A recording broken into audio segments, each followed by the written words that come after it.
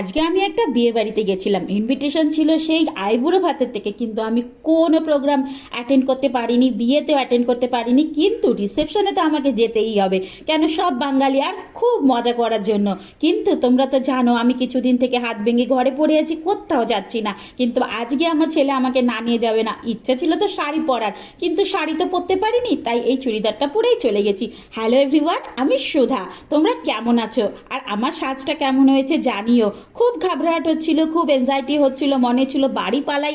এত আওয়াজ, এত লোকজন, আমাকে সহ্য হচ্ছিল না। কেন, এখনও আমি ফার্স্ট চেক আপেও যেতে পারিনি, স্টিচ কাটা হয়নি, হাতে প্রচণ্ড ব্যথা করছিল, তবুও আমি গেছি। কেন না গেলে হবে না?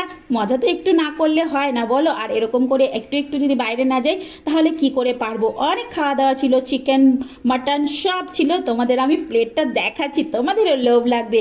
এই দেখো, আমার ছেলে আমাকে প্লেট এনে দিয়েছে, আমি তো পারছিলাম না আনতে। অনেক টেস্টি ছিল। আর আজকের ভিডিওটা তোমাদের কেমন লাগলো একটু জানিও। কেউ নতুন থাকলে সাবস্ক্রাইব